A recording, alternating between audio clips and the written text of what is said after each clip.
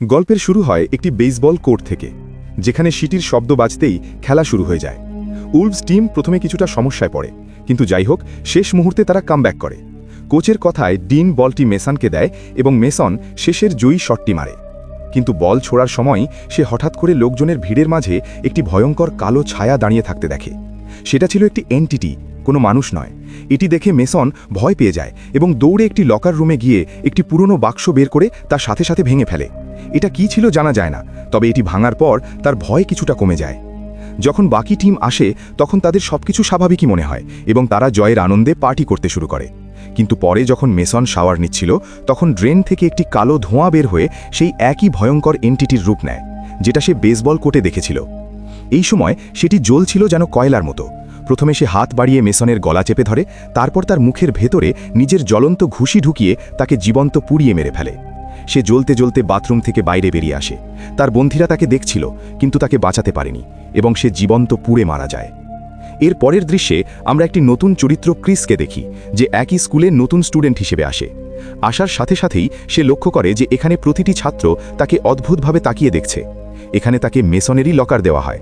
লকারটি খুলতেই সে ভেতরে সেই একই ইনটেক পিস দেখতে পায়, যেটা মেসন ভেঙে ফেলেছিল। তখনই মেসনের বন্ধুরা এসে তার সাথে ঝগড়া শুরু করে। তারা বলে, তুমি এই লকার ব্যবহার করতে পারবে না, কারণ এটা আমাদের বন্ধুর ছিল। তারা এখানে তাকে নিয়ে মজা করতেও শুরু করে। কিন্তু তখনই এলি নামে একটি মেয়ে এসে তার পাশে দাঁড়ায়। এতে বুলিদের গ্রুপ আরও বেশি রেগে যায় এবং ক্রিসকে আরও বেশি বিরক্ত করতে থাকে। ক্রিসেরও রাগ উঠে যায় এবং সে এক ছেলেকে মেরে ফেলে। ঠিক তখনই একজন শিক্ষক সেখানে দিয়ে যাচ্ছিলেন এবং তিনি সবকিছু দেখে ফেলেন। ক্রিস স্কুলে এসেই ডিটেনশন পেয়ে যায়, কিন্তু এইবারও এলি ক্রিসের পাশে দাঁড়ায় এবং শিক্ষকের কাছে পুরো সত্যি কথা বলে, যার ফলে বাকি সব ছাত্ররাও শাস্তি পায় এবং তারা ক্রিসকে ছেড়ে দেয়। তবুও ক্রিস এলিকে ধন্যবাদ দেয় না, বরং বলে, আমার কারো সাহায্য দরকার ছিল না। এতে হতাশ হয়ে এলি সেখান থেকে চলে যায়। এখন ক্রিস সেখানে একাই দাঁড়িয়েছিল। সে তার কেবিন থেকে সেই ইনটেক বক্সটি বের করে। সেটি খুলতেই সে আবার ভয় পেয়ে যায়।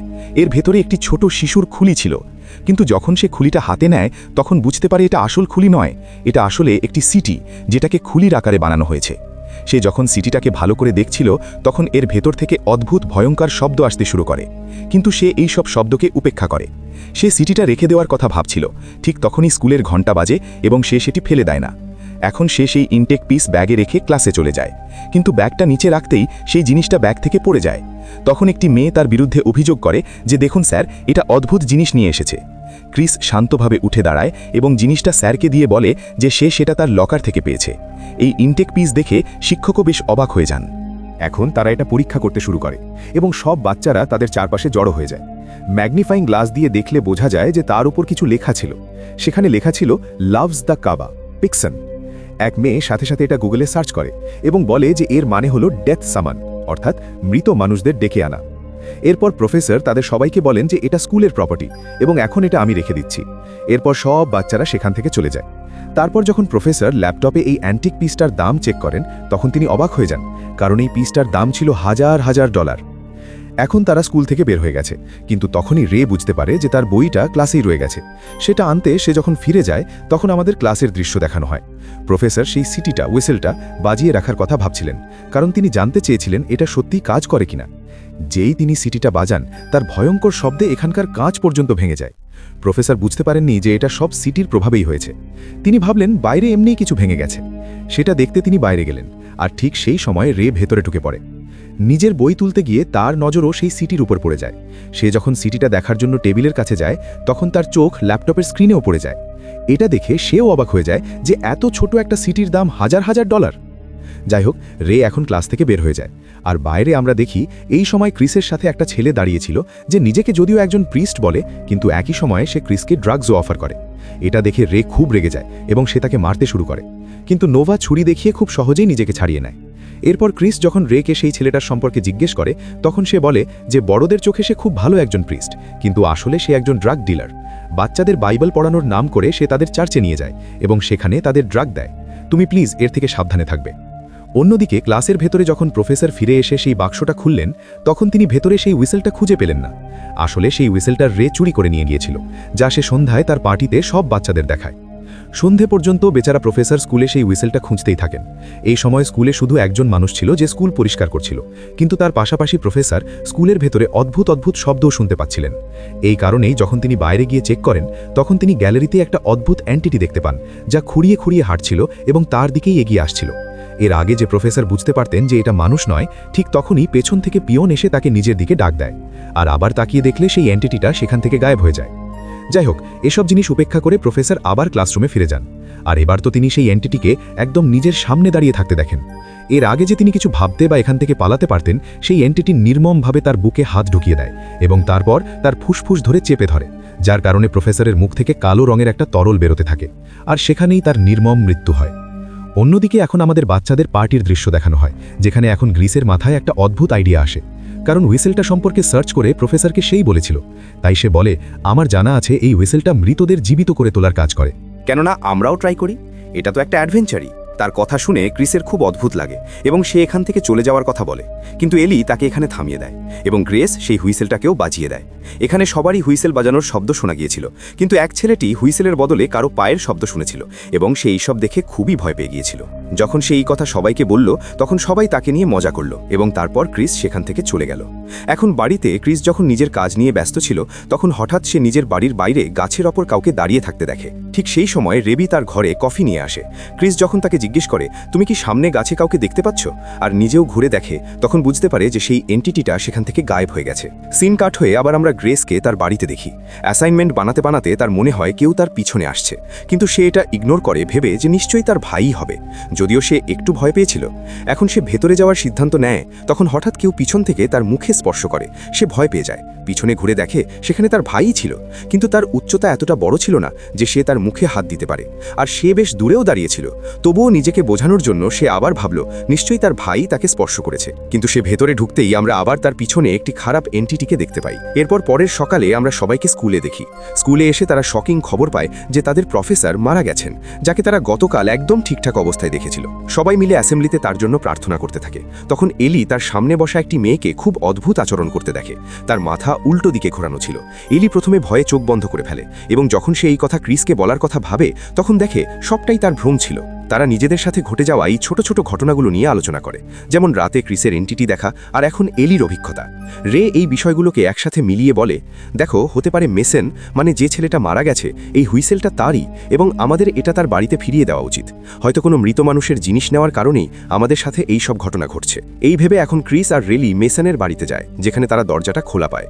হঠাৎ খুব অদ্ভুতভাবে মেসনের মা তাদের সামনে আসে এবং তাদের একটি অদ্ভুত ঘরে নিয়ে যায়। সেখানে সবকিছুই অদ্ভুত ছিল, সবকিছুই পুরনো ছিল। এখন ক্রিস মেসনের মাকে সেই হুইসেলটা ফিরিয়ে দেয়, কিন্তু মেসনের মা সেটা নিতে অস্বীকার করে এবং বলে, এটা কখনোই আমার ছিল না। তিনি তখন এই হুইসেল সম্পর্কে একটি ভয়ঙ্কর সত্য বলেন, এই হুইসেল কেউ কিনতে পারে না, এই হুইসেল নিজেই মানুষকে খুঁজে নেয়। আগে এটা আমার মেসনকে বেছে নিয়েছিল, আর এখন তোমাকে, ক্রিস। আরে আমি এটাকে বাঁচাইনি, এটা তো আমাদের এক ক্লাস ফ্রেন্ড বাঁচিয়েছিল। তার মনে হয়েছিল এটাকে বাঁচালে মৃত মানুষদের ডাকা যেতে পারে, কারণ এর ওপর লেখা ছিল ডেথ সামান। তখন ওই আন্টি তাদের এই কথার আসল মানে বোঝান, যে ডেথ সামান মানে মৃত কাউকে ডাকা নয়, বরং নিজের মৃত্যুকে নিজেই ডেকে আনা। এই কথাগুলো ওই দুই মেয়ের কাছে খুব অদ্ভুত লাগছিল। তারপর আন্টি বলেন, প্রতিটি মানুষের মৃত্যুর সময় আগে থেকেই নির্ধারিত থাকে, কিন্তু যারা এই সিটির শব্দ শোনে তাদের মৃত্যুর সময় এগিয়ে আসে। আর সবচেয়ে শকিং ব্যাপার হলো, যে মারা যায় সে ঠিক সেই বয়সেই গিয়ে মারা যায় যত বয়সে তার আসলে মারা যাওয়ার কথা ছিল। মানে যদি কারোর মৃত্যু ৮০ বছর বয়সে নির্ধারিত থাকে, তাহলে সে এই সিটির শব্দ শোনার পর হঠাৎ করেই ৮০ বছরের হয়ে যায়, বুড়ো হয়ে যায়, আর তখনই মারা যায়। এখন এলির মনে হতে লাগলো যে ওই লেডির মাথা খারাপ, কিন্তু ক্রিসের মাথায় তখন মেসন আর তাদের প্রফেসরের মৃত্যুর কথা ঘুরছিল, যার আসল কারণ এখনও কেউ জানত না। সে তাদের মৃত্যুর কারণ জানার জন্য হাসপাতালে যায় এবং কোনোভাবে রেকর্ড রুমে ঢুকতেও সফল হয়। অনেক ফাইল খোঁজার পর তারা প্রথমে মেসনের ফাইল খুঁজে পায়, যেখানে তার পোস্টমর্টেম রিপোর্ট ছিল, আর সেখানে স্পষ্ট লেখা ছিল যে এটি ৪০ বছরের একজন মানুষের মৃতদেহ। এর মানে ওই লেডি যা বলছিল তা সত্যি ছিল। যদি মেসনের মৃত্যু ৪০ বছর বয়সে নির্ধারিত থাকে, তাহলে সে তখন হঠাৎ বুড়ো হয়ে ৪০ বছরের হয়েই মারা গেছে। এখন এলি খুব ভয় পেয়ে যায়, আতঙ্কিত হয়ে পড়ে, কারণ সে জানে যে এই সিটির শব্দ শুধু সে নয়, তার সব বন্ধুরাও শুনেছে, আর এখন সবার উপর বিপদ ঘনিয়ে আসছে। এরপর এলি আর ক্রিস যখন সেই পার্টিতে আসে, যেখানে তাদের সব ক্লাসমেট ছিল, তখন সেখানে এক ছেলে তাকে থামানোর চেষ্টা করে। রাগে সে তার নাক কেটে দেয়, কারণ এই ছেলেটাই ছিল সেই ব্যক্তি যে সবাইকে ড্রাগস দিত। এরপর সে এগিয়ে যায় যাতে সে তার সব ক্লাসমেটদের দেখতে পারে, কিন্তু সেখানে সে গ্রেসকে কোথাও দেখতে পায় না। অন্যদিকে গ্রেসকে একটি মেজের মধ্যে দেখা যায়, অর্থাৎ একটি গোলকধাঁধার ভিতরে। এই মেজটি হরার থিমে তৈরি ছিল, মানে সবকিছুই ভয়ঙ্কর। কিন্তু গ্রেসের সামনে সত্যিই অদ্ভুত কিছু ঘটতে শুরু করে। সে সেখানে একটি অ্যান্টিটি দেখতে পায় যা তার পিছু নেয়। গ্রেস তাকে এড়িয়ে পালানোর অনেক চেষ্টা করে, কিন্তু সেই অ্যান্টিটির বারবার তার পেছনে আসে। শেষে সে ভাবে আর না, সে এর সঙ্গে লড়াই করবে। সে তার হাতে থাকা একটি অস্ত্র দিয়ে অ্যান্টিটিকে আঘাত করে, কিন্তু অ্যান্টিটির কিছুই হয় না, বরং সে নিজেই অজ্ঞান হয়ে যায়। হুঁশ ফিরে আসার পর সে দৌড়াতে শুরু করে। কিন্তু সামনে যাওয়ার পথও বন্ধ ছিল। সে একটা ছোট টানেলের মধ্যে দিয়ে যাওয়ার চেষ্টা করছিল। তখনই সেই এন্টিটি তার পা ধরে ফেলে। তবে এখানে সে হাল ছাড়ে না, নিজের সব শক্তি দিয়ে চেষ্টা করে এবং নিজের পা ছাড়িয়ে সেই অদ্ভুত টানেলটা পেরিয়ে সামনে বেরিয়ে আসে। অবশেষে গ্রেস সেই ঘণ্টার কাছে পৌঁছে গিয়েছিল যেটা গেম শেষ করার জন্য দরকার ছিল। কিন্তু সে ঘণ্টাটা বাজানোর আগেই ওপরে ঝুলে থাকা সেই বুড়ি মহিলা তার মুখ চেপে ধরে এবং তার মুখ থেকে যেন তার সব শক্তি শুষে নিতে থাকে। 1 মিনিটের মধ্যেই তাকে বুড়ো বানিয়ে দেয়। মরার আগে গ্রেস কষ্ট করে সেই ঘণ্টাটা ধরতে পারে, আর যখন ডিন সেখানে আসে তখন সে তার মৃতদেহ দেখে ভয় পেয়ে যায়। কিন্তু যখন সে তার মুখ দেখে তখন সে চিনতেই পারে না যে এটা গ্রেস ছিল। এরপর সে সেখান থেকে চলে যায়। পরে স্কুলে এসে তার সঙ্গে অ্যালি এবং ক্রিস দেখা করে এবং তাকে বোঝানোর চেষ্টা করে যে তাদের ওপর একটা অভিশাপ আছে, কারণ তারা সেই ওয়েসেলের শব্দ শুনেছিল, আর সেই কারণেই তারা নিজেরাই মৃত্যুকে কাছে ডেকে এনেছে এবং এখন তারা বুড়ো হয়ে মারা যাবে। এই সব কথা শুনে ডিন বিশ্বাস করতে পারছিল না। সে তো মাত্র 18 বছরের ছেলে, কিভাবে মৃত্যু তার পিছু নিতে পারে? নিজেকে শান্ত করার জন্য সে ড্রাগ নেয় এবং বাড়ি চলে যায়। অন্যদিকে এখন গ্রেসকে দেখানো হয়। সে ছাদের ওপর একা বসেছিল। হঠাৎ তার ওপর রক্তের বৃষ্টি হতে শুরু করে, কিন্তু পরের মুহূর্তেই সে বুঝতে পারে এটা শুধু তার হ্যালুসিনেশন ছিল। এই সব ঘটনার পর তারা বুঝে যায় যে অ্যালি আর ক্রিস যা বলছিল তা সত্যি। তাই পরের দিন তারা সবাই মিলে মেসনের মায়ের সঙ্গে দেখা করতে যায়। তার অবস্থা খুবই খারাপ ছিল এবং সে মারা যাওয়ার কাছাকাছি। সে বলে মৃত্যুকে ফিরিয়ে দেওয়া যায় না, কিন্তু তার পথ বদলানো যায়, অর্থাৎ মৃত্যুকে অন্য কারো ওপর ট্রান্সফার করা যেতে পারে। কেউ একজন তাকে স্যাক্রিফাইস হিসেবে নিতে পারে। ঠিক তখনই ক্রিস আয়নার মধ্যে নিজের মৃত্যু দেখতে পায়। এক ভয়ঙ্কর মৃত্যু দেখে সে ভয় পেয়ে যায়, আর সেই একই সময় সেই আয়নার ভেতর সে ওই মহিলাকেও দেখতে পায় এবং তখনই সেই মহিলা মারা যায়। সিন কাট হয়ে অন্যদিকে ডিনকে দেখানো হয় যে এখনও এসব কথায় বিশ্বাস করছিল না, কিন্তু সে যখন নিউজ চালু করে তখন সেখানে গ্রেসের মৃত্যুর খবর দেখে সে শকে চলে যায়। তখন সে বুঝতে পারে ক্রিস আর তার বন্ধুরা যা বলছিল সবই সত্যি ছিল। ঠিক তখনই তার দরজা খুলে যায়। ভেতর থেকে একটি ডেমনিক হাত বেরিয়ে আসে। এতটাই ভয়ঙ্কর দেখাচ্ছিল যে ডিন ভয় পেয়ে যায়। সে দরজাটা জোর করে বন্ধ রাখার চেষ্টা করে, যার ফলে সেই হাতটা জখম হয়ে যায় এবং চারদিকে রক্ত ছড়িয়ে পড়ে। এরপর সে একই দরজার সামনে ফার্নিচার রেখে সেটাকে বন্ধ করার চেষ্টা করে, কিন্তু সেটা কোনো মানুষ ছিল না যে দরজা দিয়ে আসবে। সেটা ছিল একটা এন্টিটি, একটা ভূত, যা এখন তার ওয়ার্ড্রোব থেকে বেরিয়ে আসে এবং পেছন থেকে তার শরীরের ভিতরে হাত ঢুকিয়ে তার শরীর ভেদ করে বের হয়ে যায়। তার চিৎকার শুনে এখানে তার বাবা মা এসে যায়, যারা তার এই অবস্থা দেখে ভয় পেয়ে যায়, আর এইভাবেই ডিনের মৃত্যু হয়ে যায়। অন্যদিকে আমরা দেখি যে রে তার মৃত্যুকে ফাঁকি দেওয়ার জন্য একটা দারুণ আইডিয়া পায়। সে ভাবে নোভা যেহেতু একজন খারাপ মানুষ, তাকে সমাজে থাকার কোনো অধিকার নেই। সে নিজের মৃত্যুকে তার ওপর ট্রান্সফার করার কথা ভেবে তাকে অনুসরণ করে এবং একা জায়গায় পেয়ে তাকে মারার চেষ্টা করে। কিন্তু নোভা তো নোভাই ছিল, সে খুব সহজেই তাকে কাবু করে ফেলে এবং তার হাত থেকে বন্দুক নিয়ে তাকে গুলি করে। কিন্তু আসলে রে দেখেছিল যে তার মৃত্যু গুলিতে হবে না, তাই সে বন্দুক নিয়ে এসেছিল। এখন নোভা তাকে ধরে ফেলে এবং নিজের রক্ত তার উপর লাগিয়ে নিজের মৃত্যু তার উপর ট্রান্সফার করতে যাচ্ছিল। ঠিক তখনই এখানে ক্রিস আর এলি এসে যায়। তারা তাকে থামানোর চেষ্টা করে, কিন্তু সে তাদের কথা শোনে না। এর আগেই যে সে নিজের মৃত্যু ট্রান্সফার করতে পারে, ঠিক সেই মুহূর্তে তার মৃত্যু এসে যায়। প্রথমে তার হাত টুকরো টুকরো হয়ে ছড়িয়ে পড়ে, তারপর তার পুরো শরীর চূর্ণ বিচূর্ণ হয়ে যায় এবং সে সেখানেই মারা যায়। তার মৃত্যু এমন ছিল যেন সে কোনো মেশিন বা ট্রেনের নিচে পড়ে পিষে গেছে। এরপর দেখানো হয় যে এখানে শুধু ক্রিস আর এলি বেঁচে ছিল। তারা দুজন এখন মৃত্যুকে ফাঁকি দেওয়ার প্ল্যান বানায়। এলির কাছে তখন একটি ইনসুলিন কিট ছিল। ক্রিস এলিকে বলে, তুমি এই সব ইনসুলিন আমাকে দিয়ে দাও, তারপর আমাকে পানিতে ডুবিয়ে মেরে ফেলো, আর যখন আমার শ্বাস বন্ধ হয়ে আসবে ঠিক তখনই আমাকে আবার জীবিত করে তুলবে। এইভাবে মৃত্যুকে ফাঁকি দিয়ে হয়তো আমরা বাঁচতে পারব। তারপর আমি তোমার সাথে একই কাজ করব। নিজেদের প্ল্যান পূরণ করার জন্য তারা এই জায়গাটাই ব্যবহার করে এবং ইনসুলিন নেওয়ার পর পানিতে ডোবার আগে ক্রিস একবার তার মৃত্যুকে দেখেও ফেলে, কিন্তু সে তাতে ভয় পায় না। এলি তাকে কয়েকবার পানিতে ডুবায়, আর যখন দেখে যে ক্রিস পুরোপুরি মারা যেতে যাচ্ছে তখন সে তাকে পানি থেকে তুলে আনে এবং তাকে বাঁচানোর চেষ্টা করে। তাকে সিপিআর দেয়, এমনকি তাকে বিদ্যুতের শকও দেয়, কিন্তু এখন আর কিছুই কাজ করছিল না। আমাদের ক্রিসের হ্যালুসিনেশনের মধ্যে তাকে তার মৃত্যুর সাথে লড়াই করতে দেখা যায়। তার মৃত্যু বারবার তাকে পানির নিচে টেনে নিচ্ছিল, কিন্তু ক্রিস উপরের দিকে উঠতে চেষ্টা করছিল, যেখান থেকে সে এলির আওয়াজ শুনতে পাচ্ছিল। এই সময়ে সে এলির সাথে কাটানো প্রতিটা মুহূর্ত মনে করতে থাকে, আর মৃত্যু এখনও তাকে নিচের দিকে টেনে নিচ্ছিল। এখানেই নোভা, যে এখন অচেতন অবস্থায় পড়েছিল, সে জ্ঞান ফিরে পায়। জ্ঞান ফিরে পেতেই সে এই তিনজনকে খুঁজতে শুরু করে তাদের মারার জন্য, এটা না জেনে যে তার আসল শত্রু তো আগেই মারা গেছে। এরপর সে শাটার ভেঙে সেখানে চলে আসে যেখানে ক্রিস আর এলি ছিল। সে এখানকার লাইটও বন্ধ করে দেয়, যার ফলে সেই ইলেকট্রিক মেশিনটাও বন্ধ হয়ে যায়, যেটা দিয়ে এলি ক্রিসকে বাঁচানোর চেষ্টা করছিল। এই সময়ে এলি নিজের সামনে নিজের মৃত্যুকেও দেখতে পাচ্ছিল, কিন্তু সে হার মানে না। সে সাহস দেখায় এবং নিজের হাত দিয়ে ক্রিসের বুক চাপতে থাকে। অবশেষে ক্রিস এলির আওয়াজ শুনতে পায় এবং একটু আলো দেখতে পায়। তারপর নিজের স্বপ্নে সে ওই আলোটার দিকে সাঁতার কাটে এবং এখানে বাস্তব জীবনে সে সত্যিই আবার বেঁচে ওঠে। কিন্তু বেঁচে ওঠার পর সে কি দেখে? এখন এলি মেঝেতে পড়ে আছে, তার মৃত্যু তাকে মেরে ফেলছে এবং তার রক্ত এখানেই মাটিতে পড়ছে। এর আগে যে সে পুরোপুরি মারা যেত, ঠিক তখনই এখানে নোভা এসে যায় এবং ভুল করে এলির রক্ত ছুঁয়ে ফেলে, যার ফলে এখন এলির ডেথ কার্স অর্থাৎ মৃত্যুর অভিশাপ তার উপর ট্রান্সফার হয়ে যায়। এবং এখন এলির বদলে নোভা সামনে থেকে নিজের মৃত্যুকে দেখতে শুরু করে, যা ছিল এক বুড়ো মানুষের রূপে।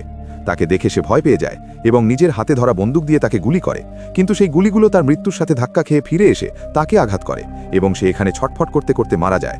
যদিও এই সবের পরে নোভা এবং এলি দুজনেই বেঁচে গিয়েছিল। যাই হোক, এখন দৃশ্য কেটে যায় এবং মুভিতে কয়েক মাস সময় পেরিয়ে যায়। ক্রিস এবং এলি আজ পর্যন্ত একসাথে আছে এবং এখন বেস্ট ফ্রেন্ড হয়ে গেছে। ক্রিস বহুবার নিজের মৃত্যুকে দেখতে পায়, কিন্তু সে তাতে বেশি গুরুত্ব দেয় না, কারণ সে জানে যে সে নিজের মৃত্যুকে হারাতে পারে যতক্ষণ না তার মৃত্যুর আসল সময় এসে যায়, এবং এই ভয় সে কখনো কারো সামনে প্রকাশও করে না। এখন আমরা মুভির পোস্ট সিনে দেখি তাদেরই স্কুলে একটি নতুন মেয়ে আসে। তাকেও সেই একই কেবিন দেওয়া হয় যেটা আগে ক্রিসকে দেওয়া হয়েছিল। কেবিন খুলতেই সে সেই একই হুইসেলটি পায় যেটা ক্রিস পেয়েছিল, এবং সে এই হুইসেল নিয়ে পরের দিনই অ্যাসেম্বলিতে চলে যায়। যেই মুহূর্তে ক্রিস এবং এলি তার হাতে এই হুইসেল দেখে, তারা তাকে সতর্ক করার চেষ্টা করে, কিন্তু তারা অনেক দূরে থাকার কারণে মেয়েটি তাদের কথা শুনতে পায় না এবং সে মাইকে সেই হুইসেল বাজিয়ে দেয়, যার ফলে এখানে বসে থাকা সকলেই সেই একই অভিশাপের শিকার হয়ে যায়, যেটা থেকে এলি এবং ক্রিস খুব কষ্টে বেঁচে ফিরেছিল। এখন তাদের সবার সাথে কি হতে চলেছে? ক্রিস এবং এলি কি তাদের সবাইকে বাঁচাতে পারবে? এই রহস্য নিয়েই মুভিটি এখানেই শেষ হয়ে যায়।